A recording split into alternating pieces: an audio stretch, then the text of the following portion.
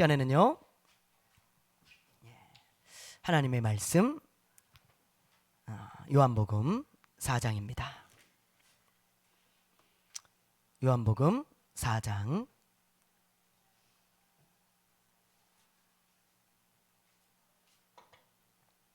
19절부터 우리 26절까지. 요한복음 4장 우리 19절부터 26절까지 147페이지입니다. 우리 한 절씩 교독합니다. 여자가 이르되 주여 내가 보니 선지자로소이다.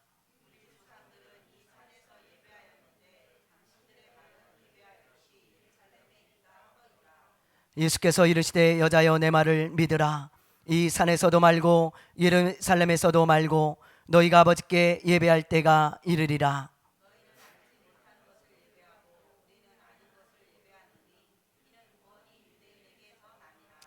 아버지께 참되게 예배하는 자들은 영과 진리로 예배할 때가 오나니 곧 이때라. 아버지께서는 자기에게 이렇게 예배하는 자들을 찾으시느니라.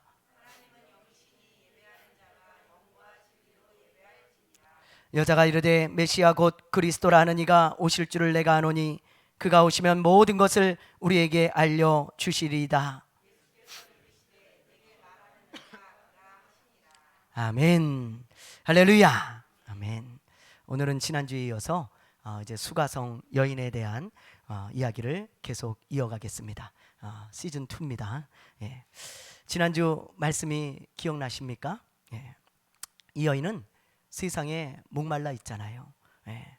그래서 결혼을 5번이나 했는데 근데 갈증이 해결되기는커녕 점점 더 갈증이 심해지고 있습니다.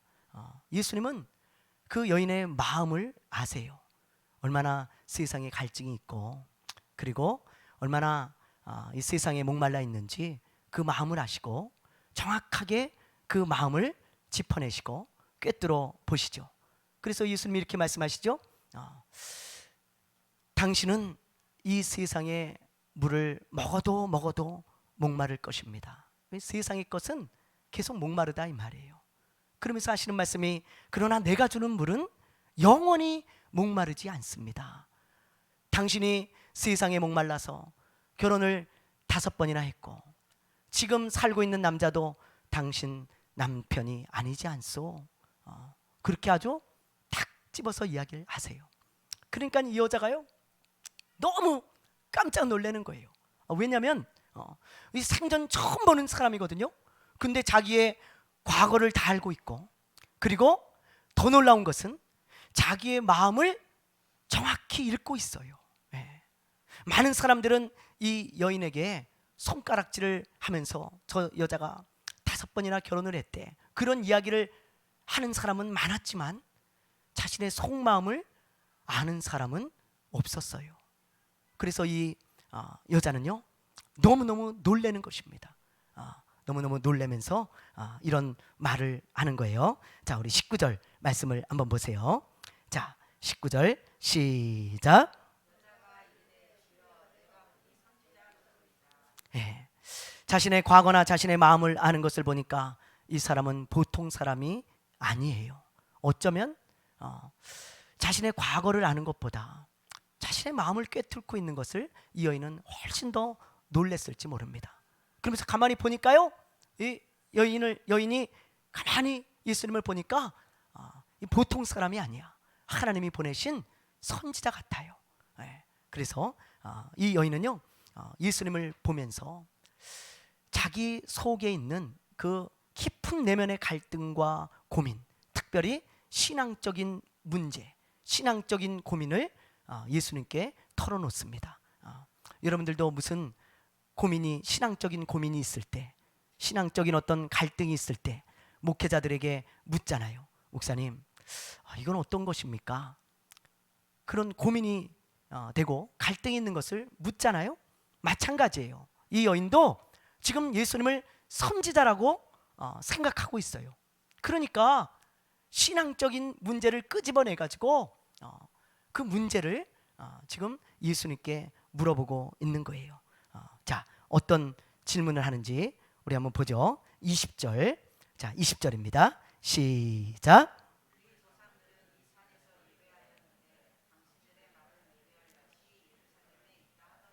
예, 여자가 뭘 물어요?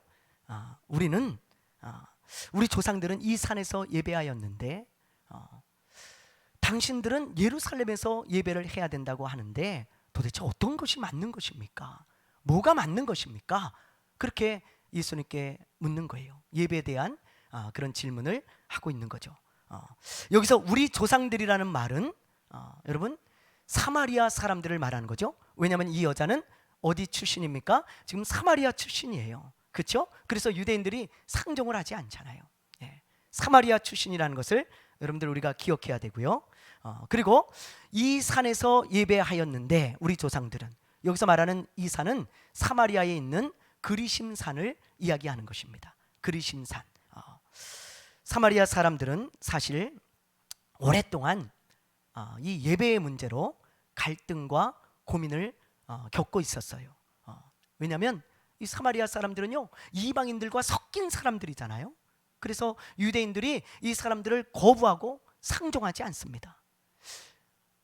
이 남유다가 이스라엘이죠. 알기 쉽게 얘기하면 이스라엘이 멸망을 하고 이제 바벨론의 포로로 끌려갔다가 70년 만에 다시 돌아오잖아요. 이스라엘 땅으로. 예. 그래가지고 예루살렘에다가 다시 작은 성전을 세우고 거기서 유대인들은 예배하기 시작했어요. 근데 뭐가 문제가 됩니까? 사마리아 사람들이 예배하러 예루살렘에 오면 유대인들이 불편한 거예요. 이스라엘의 피가 섞였음에도 불구하고 당신들은 이방인들이 섞였으니까 예배할 수 없다. 거부하고 자꾸 배척을 하는 것입니다. 근데 이 사마리아 사람들 입장에서는 당연히 자기네들도 이스라엘 사람이라고 생각하고 예배를 드려야 되는데 그거 어떡합니까? 그래가지고 할 수 없이 그렇게 지내다가 약 주전 322년에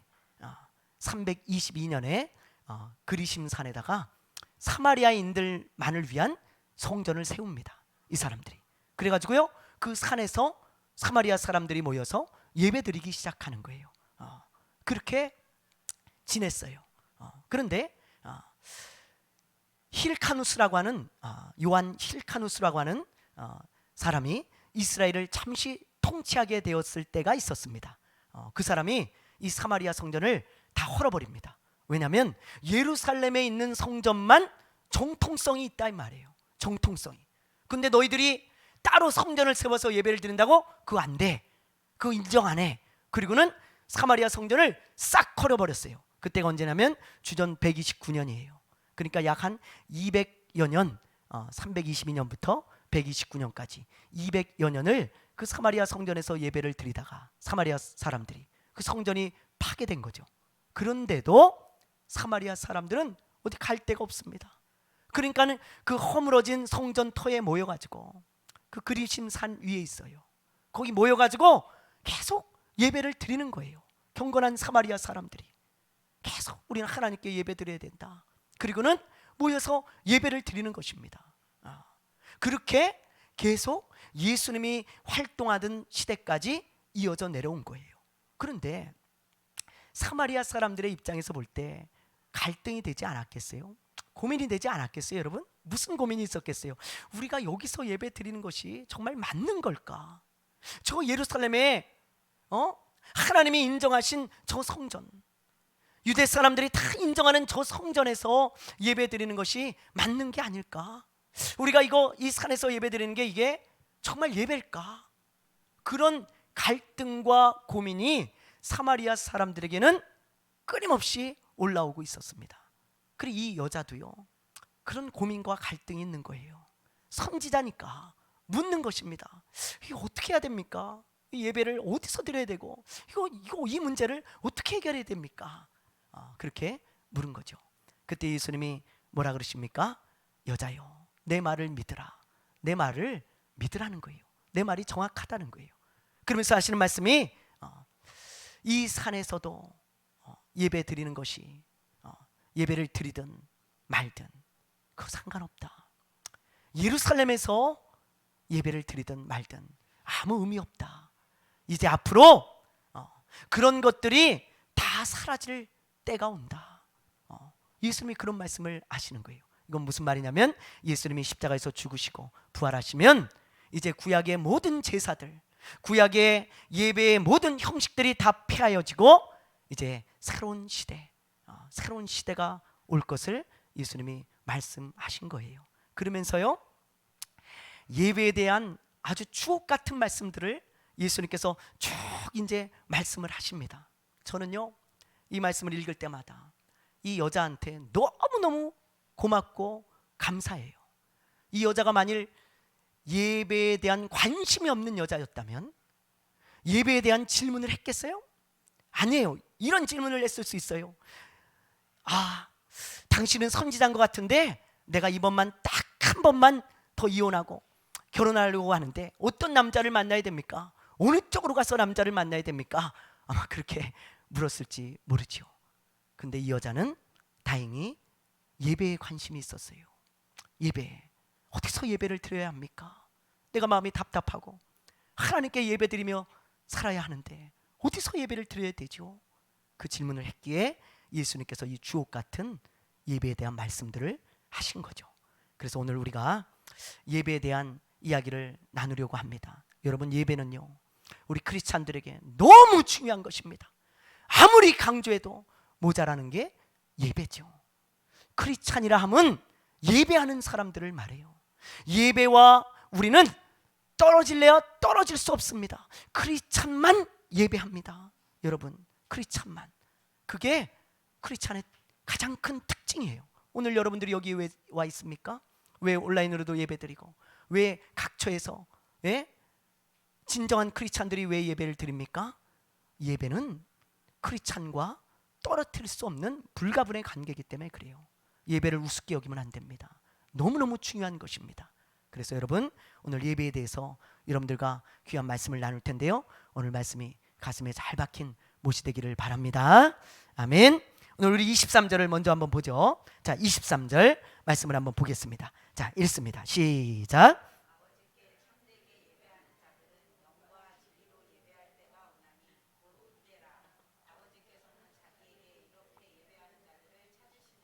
아멘. 자, 23절에 보면 하나님께서 어떤 자들을 찾으십니까? 여러분, 성경을 보세요. 23절에 보면 하나님이 어떤 자들을 찾으세요? 예배하는 자들을 찾으시잖아요. 그런데 그냥 예배하는 자들이 아니죠. 그냥 예배하는 자들이 아니고 이렇게 예배하는 자들을 찾는다고 분명히 말씀하고 계세요. 여기서 이렇게는 뭐예요? 그 윗구절에 보면 아버지께 참되게 예배하는 자들을 말하는 것입니다. 그러니까 하나님은 그냥 예배하는 자들이 아니고 참되게 예배하는 자들을 찾으시는 거예요. 그리고 여기서 찾으신다는 말은 헬라어로 이런 뜻이 있어요. 제테오라고 하는 단어를 쓰고 있는데, 찾는다라고 할 때 제테오라고 하는 헬라어 단어를 쓰는데, 이건 간절히 찾는 걸 말하는 것입니다. 그냥 대충 찾는 게 아니고 아주 간절히 찾는 단어를 제테오라는 단어를 쓰는 거예요. 이 제테오라고 하는 이 단어에는요, 두 가지 뜻이 있어요. 양면성이 있습니다. 하나는 하나님께서 간절히 예배하는 자들을 찾으신다는 뜻이고, 또 하나는 우리가 그렇게 간절히 예배하는 자가 되기를 원하신다는 뜻이 있는 거예요. 그 두 가지가 다 담겨 있는 단어가 바로 이 제테오라고 하는 그 단어입니다. 하나님이 찾으신 것과 우리가 그렇게 되기를 원하시는 것, 그게 바로 이 말의 의미인 것입니다. 그렇다면 여러분, 참된 예배자는 어떤 사람일까요? 참된 예배자 어떤 사람일까요? 예수님은 크게 두 가지로 말씀하고 계세요. 크게 두 가지로. 굉장히 중요한 말씀입니다. 자, 우리 23절, 24절 우리 다시 한번 읽어볼까요? 자, 23절, 24절 시작. 아버지께 참되게 예배하는 자들은 영과 진리로 예배할 때가 오나니 곧 이때라. 아버지께서는 자기에게 이렇게 예배하는 자들을 찾으시느니라. 하나님은 아멘. 여러분, 아버지께 참되게 예배하는 자들은 어떻게 예배합니까? 영과 진리로 예배한다고 지금 말씀하고 있죠. 참된 예배자의 첫 번째 특징은 뭐냐? 영으로 예배하는 것입니다. 영으로. 이 영으로 예배한다는 뜻은 무슨 말이냐면 알기 쉽게 제가 이야기하면요, 마음을 다해 진실한 마음으로 마음이 있는 예배를 드리는 사람을 말하는 거예요. 왜냐하면 여기 24절에 보면 하나님은 영이시라 그랬죠. 영은 보이지 않습니다. 영은 육체가 없어요. 하나님은 영이세요. 그래서 우리 하나님은요, 우리의 겉모습이나 외모를 보는 것이 아니고 우리의 무엇을 보실까요? 마음을 보십니다. 하나님은 영이라는 뜻은 하나님은 마음을 보시는 영적인 존재라는 분이에요. 그런 뜻이래요. 그래서 영으로 예배한다는 것은 마음을 다해 진심으로 하나님께 예배하고자 하는 마음이시, 예배를 귀하게 여기면서 하나님 앞에 예배하는 것을 말하는 것입니다. 하나님은 영이시라 우리의 마음을 보세요. 자, 우리 사무엘상 16장 7절을 보죠. 사무엘상 16장 7절입니다. 우리 큰 소리로 한번 읽어보겠습니다. 시작.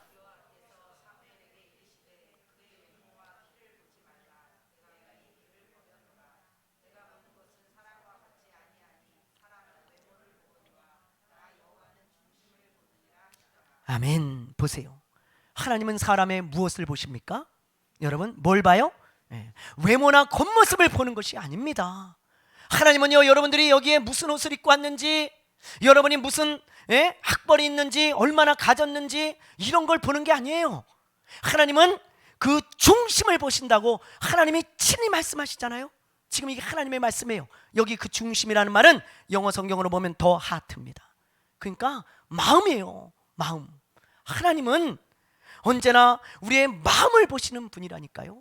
그러니까 우리가 예배에 올 때 영으로 예배드리는 참된 예배자, 정말 영으로 예배하는 사람이 되려면 이 예배를 귀하게 여기는 마음이 있어야 돼요. 귀하게 여기는 마음, 여러분. 그리고 이 예배를 드릴 때 정말 마음을 다해, 아까 우리 김일환 집사님이 기도하신 것처럼 예의를 갖춰서, 하나님은 마음을 보시고 우리의 중심을 보시니까 정말 마음을 다해 하나님 앞에 진실한 마음으로 드려지는 그 예배, 그것을 하나님이 받으시는 참된 예배라고 말씀하고 있는 것입니다. 여러분, 오늘 주일입니다. 얼마나 많은 사람들이 예배하겠습니까? 얼마나 많은 사람들이 예배를 드리겠습니까? 그런데 예배에 와서 정말 마음 없이 예배 드리는 사람들이 오늘날 얼마나 많은지 몰라요. 와서 핸드폰 하고요, 와가지고 주보 보고 있고요, 와서 자다 가고요, 예배를 귀하게 여기지 않고 예배를 우습게 여기면서 마음 없는 예배를 드리면서 나 예배 드렸어. 여러분들은 예배를 드렸다고 말할지 모르지만 하나님은 받으신 적이 없어요. 받으신 적이. 하나님은요, 마음을 다해 예배할 때 그 참된 예배를 받으시는 것입니다. 창세기에 보면 가인과 아벨에 대한 예배 이야기가 나오죠. 가인과 아벨은 아담의 자녀들이었기 때문에 예배하며 살았어요. 예배하며. 그래서 어느 날 이 가인과 아벨이 하나님 앞에 예배를 드리는데, 가인은 농사꾼입니다. 농사가 직업이에요. 그러니까 곡식을 가져다가 하나님께 예배를 드리고, 아벨은 양을 치는 자입니다. 그러니까 양의 새끼를 잡아다가 하나님 앞에 예배를 드렸어요. 근데 하나님께서 누구의 예배만 받으십니까? 누구의 예배만 받으세요? 모르세요, 여러분? 누구의 예배를 받으세요? 아벨의 예배만 받으시잖아요. 가인의 예배는 받지 않으세요. 그러면 하나님은 쌀을 싫어하시고 양고기만 좋아하시나? 양고기만? 양으로 드리니까 받으시고 쌀로 곡식으로 드리면 안 받으십니까? 아니죠. 하나님 왜 아벨의 예배만 받으셨는가? 성경에 분명히 기록해 놓으셨어요. 자, 우리 한번 말씀을 보죠. 창세기 4장 3절에서 5절입니다. 창세기 4장 3절에서 5절. 자, 우리 읽어봅니다. 시작. 세월이 지난 후에 가인은 땅의 소산으로 제물을 삼아 여호와께 드렸고, 아벨은 자기도 양의 첫 새끼와 그 기름으로 드렸더니 여호와께서 아벨과 그의 제물은 받으셨으나 가인과 그의 제물은 받지 아니하신지라. 가인이 몹시 분하여 안색이 변하니. 보세요. 여기 보면 하나님이 아벨과 가인의 제물만 받으셨어요? 아니에요. 이 말씀을 보세요. 하나님은요, 아벨과 그의 제물을 받으시고 가인과 그의 제물은 받지 않으셨습니다. 하나님은 재물만 쏙 빼서 받으시는 분이 아니에요. 헌금만 쏙 빼가시는 분이 아닙니다. 하나님은 재물을 드리는 사람까지 같이 받으세요. 하나님은 재물을 드리는 그 사람의 마음을 같이 받으신다 이 말이에요. 여러분, 이 차이가 뭘까요? 마음의 차이였습니다. 아벨은 재물을 드리며 예배를 드릴 때 마음을 다해 예배를 드렸기 때문에 하나님께서 그 재물과 아벨을 함께 받으신 것이고요. 가인은요, 아이 뭐 됐지 뭐 좀 대충 그냥 하나님께 드리고 마음 없어요. 예배 하나님이 뭐 받으시든 말든 마음 없습니다. 하나님이 그 마음을 보시고 그 재물까지도 받지 않으시는 거예요. 사랑하는 여러분, 이렇게 예배는 마음이 굉장히 중요한 것입니다. 너무너무 중요해요. 아까 제가 광고 시간에 김성재 선교사님 이야기를 했잖아요. 이분은 가난한 지역에서 사역을 하는데 특별히 어린이 사역을 합니다. 어린이 사역. 어린이들이 많이 모여요. 이 가난한 지역이다 보니까 그렇지 않겠어요? 그래서 어린아이들이 많이 모이는데 이 아이들이 어떻게 예배하는지 여러분 아세요? 우리 한번 봅시다. 우리 한 1분 정도 되는 영상인데요. 이 아이들이 어떻게 예배하나 우리 잠시 보죠.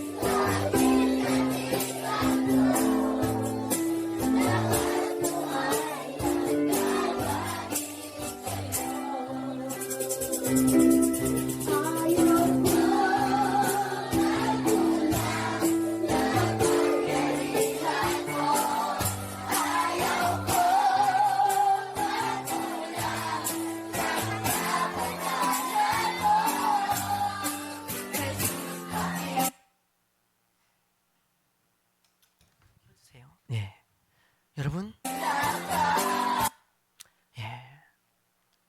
제가 이걸 보는데요, 참 부끄러웠어요. 이 아이들 장비나 뭐 이런 거 아무것도 없습니다. 탬버린 치고 피아노 한 대 놓고 그리고 위에는 천막입니다. 여름에 너무 뜨거워서 예배를 못 드릴 정도고 겨울에는 너무 추워서 예배를 못 드릴 정도인데 이렇게 아이들이 지금 영상이 선명하게 여러분들이 안 보이실 수도 있는데 거의 대부분의 아이들이 울면서 찬양하고 있어요. 저는 이 영상을 보면서 왜 한국교회 성도들은 이렇지 못할까? 왜 이렇게 예배드리는 사람들이 많이 줄어들고 있을까? 왜 한국교회가 그렇게 뜨거웠는데 지금은 이런 예배의 모습을 다 잃어버렸을까? 한번 생각해 봤어요. 그랬더니 그 이유가 분명히 떠올랐습니다. 그 이유는 심령이 가난하지 않아서 그래요. 우리는 너무 부유합니다. 너무 많은 것을 가지고 있고 너무 많은 것을 누리고 있습니다. 마음이 부유해져서 교만하기 이를 데가 없어요. 교만이 하늘을 찌릅니다. 뭐 아프면 최첨단 의료시설이 있는 병원 찾아가면 되고요. 약이 넘쳐나고요. 핸드폰 두드리면 집에 먹을 게 배달되고요. 집집마다 차가 있고요. 2세대씩 있고요. 집집마다 컴퓨터가 있고요. 좋은 집에서 살고요. 너무 마음이 부유해지니까 하나님을 찾을 필요가 없어요. 하나님을 찾지 않습니다. 돈이면 다 된다고 생각하는 거예요. 마음이 너무 부유해져서 하나님이 필요가 없어요. 한국교회 성도들은. 예. 뭐가 필요가 있겠습니까? 그러니 간절함이 있겠어요? 간절함이 없죠. 예. 예수님이 말씀하시기를 심령이 가난한 자가 복이 있다 하셨습니다. 예수님의 말씀입니다. 그런 자들이 천국이 저희 것임이라 하셨어요. 심령이 가난한 자들은 복이 있나니 천국이 저희의 것이며. 한국교회는 너무 배부릅니다. 그래서 이 복을 누리지 못해요. 이 복을. 여러분, 우리 교만 버려야 됩니다. 마음을 낮춰야 돼요. 하나님 앞에. 하나님이 아니면 안 된다고 하는 그 간절함이 있어야 돼요. 여러분, 세상의 돈이 여러분 다 해결해 줄 것 같습니까? 그 세상이, 그 돈이 영원한 생명을 우리에게 줄 것 같습니까? 영원한 소망이 될 것 같습니까? 그렇지 않아요. 오직 하나님만이 영원한 소망이고 생명인데, 우리는 너무 마음이 부유해지고 너무 교만해져서 하나님 앞에 마음을 낮추고 간절해질 줄 모릅니다. 몰라요. 한국교회 비극이죠. 교회들은 점점 부유해집니다. 교회에 파이프 오르간을 놓기 시작하고, 조금 사람들이 많이 다니는 교회는 에스컬레이터가 놓기 시작하고, 그리고 몇 억짜리 몇십억짜리 장비들이 수두룩하게 예배당을 가득 채우고 있는데 그곳에 간절함이 없어요. 그곳에 심령이 가난한 자들이 별로 없습니다.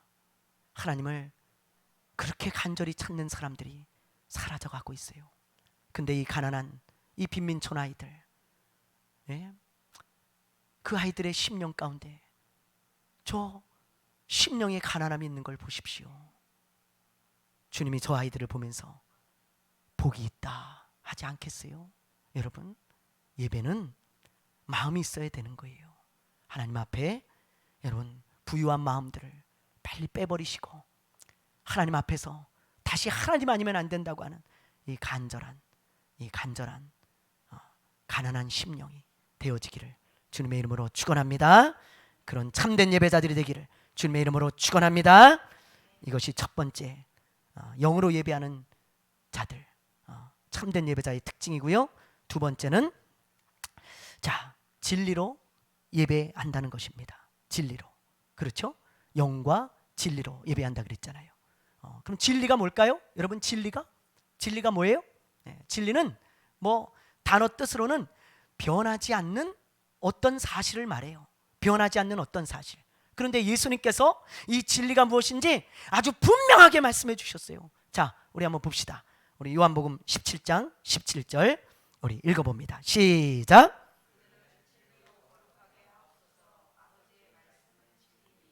아멘. 보세요. 뭐가 진리입니까?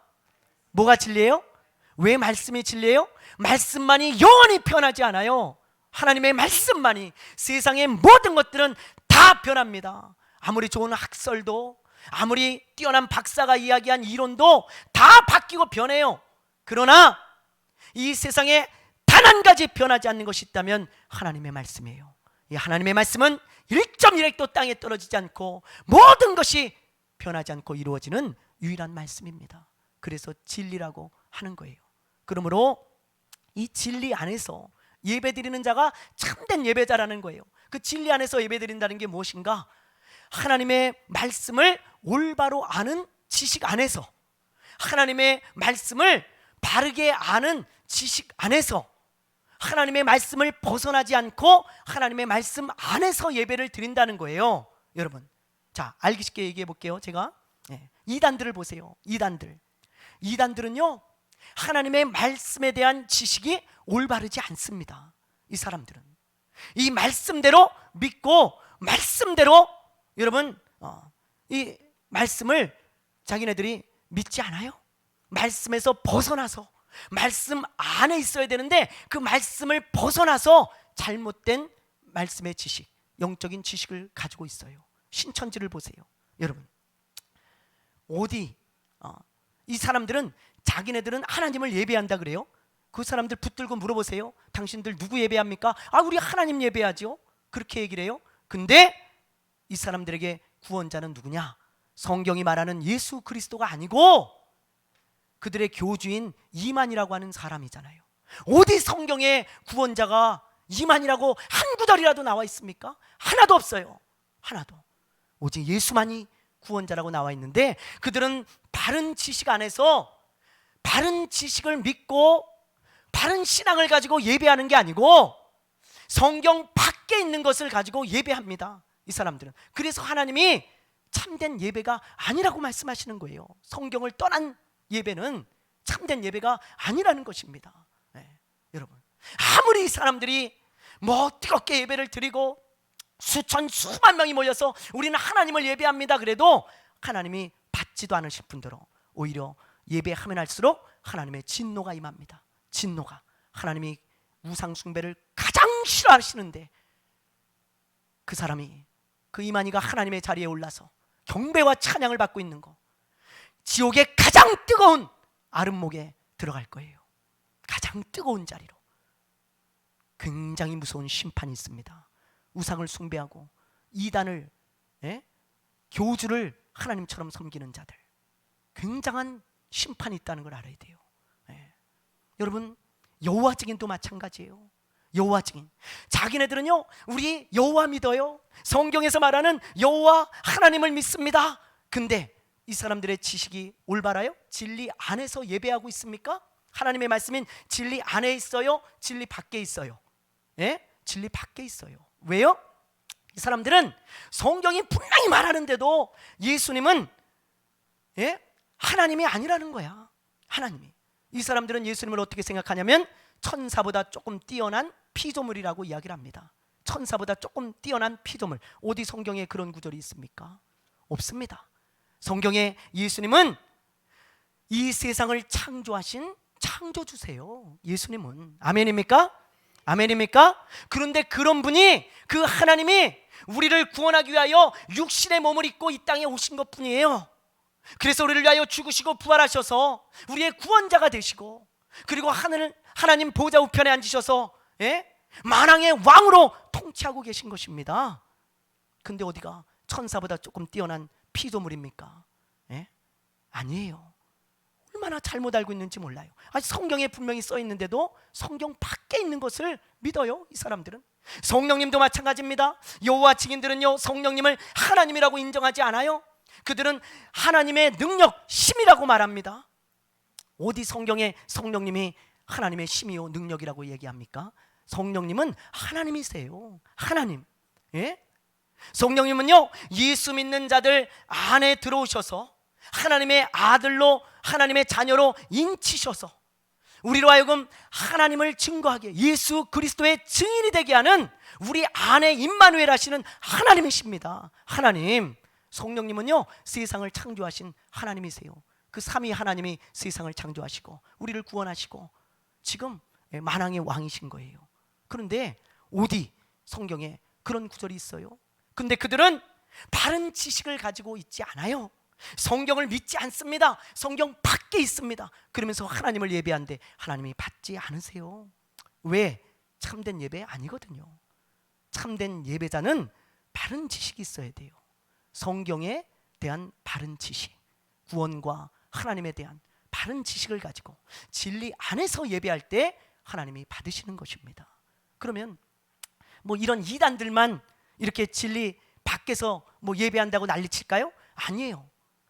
까딱 잘못하면 예수를 믿는다고 하는 사람들도 성경 밖으로 나갈 수 있습니다. 성경에 대한 바른 지식을 가지고 있지 않으면요 잘못 예배할 수 있는 거예요. 하나님이 보실 때 참된 예배가 되지 않을 수 있다는 걸 알아야 돼요. 예를 들면 천주교 같은 걸 보세요. 그 사람들은 뭐 교주가 있거나 뭐 그런 거 아니에요. 진짜 그 사람들은 성경도 뭐 믿는다 그러고 하나님도 예배하고 예수도 믿습니다. 그 사람들은 예수님이 구원자라고 이야기를 합니다. 뭐 교주 있고 그런 건 아니죠. 그런데 이 사람들이 성경을 올바로 믿고 올바로 성경을 올바로 마음에 두고 올바른 지식을 갖고 있는가? 그렇지 않아요. 예수님을 믿으면서도 그것만으로 구원을 못 받는다는 거야. 선한 행동을 해야 된다는 거예요. 선한 행위를 해야 된다는 거예요. 그래야 구원을 받는다는 거예요. 어디 성경에 그렇게 나와 있습니까? 오직 구원은 하나님의 선물입니다. 누구든지 자랑할 수 없게끔 행위로 구원을 얻을 수 없어요. 선한 행위는 예수를 믿는 자들이 하나님의 자녀답게 살기 위해서 하는 것이지 구원을 얻기 위해서 하는 것은 아닙니다. 아니에요. 근데 그들은 선을 행해야 구원을 얻는다는 거예요. 잘못된 지식이죠. 그들은 교황이 죄가 없다는 거예요. 그럼 죄가 없으면 그러면 예수님이 필요 없다는 말입니까? 그 사람은 예수님 없어도 구원을 받는단 말이에요? 죄가 없다면 교황이 성경 위에 있습니다. 이 사람들은요, 성경 위에 있는 게 교황이라고 생각해요. 그럼 자기가 하나님보다 위에 있단 말입니까? 굉장히 잘못된 거예요. 이단입니다. 천주교는. 나중에 천주교 때문에 여러분 진짜 하나님의 놀라운 심판이 있을 거예요. 저 로마의 바티칸에 가서 미사를 드려본 사람의 이야기를 들어봤어요. 아주 이게요, 무슨 미사를 드린다 그러는데 이게 무슨 귀신을 부르는 행인지 악한 영을 부르는 행인지 모를 정도로 곳곳에 향을 피워놓고 그리고 이상한 노래를 부르면서 이상한 형상들을 곳곳에 다 마리아, 뭐 천사 다 형상화 시켜가지고 그걸 다 경배하고 있습니다. 이건 혼합주의 종교지 기독교 아니에요. 그래서 개신교가 천주교에서 갈라져서 나온 거 아니에요? 왜요? 바르게 예배하기 위해서. 바르게 예배하기 위해서. 사랑하는 여러분, 말씀을 마치려고 합니다. 하나님은 영과 진리로 예배하는 참된 예배자를 찾으세요. 우리가 죽을 때까지 예수님을 믿고 예배하며 살아갈 건데 여러분 어떻게 예배 드리시렵니까? 여러분이 천국에 갔을 때 하나님 나 예배 많이 드렸죠? 그때 하나님이 말씀하시기를, 예수님이 말씀하시기를, 얘야 너 예배 딱 2번 드렸다. 그렇게 얘기하면 뭐라 하실래요? 뭐라 하실래요? 여러분 오늘부터 마음을 새롭게 하십시오. 그리고 영으로 예배하는 사람이 되십시오. 진리 안에서 참되게 예배하는 우리 친구들 교회 가족들이 되시기를 주님의 이름으로 축원합니다. 축원합니다. 축원합니다.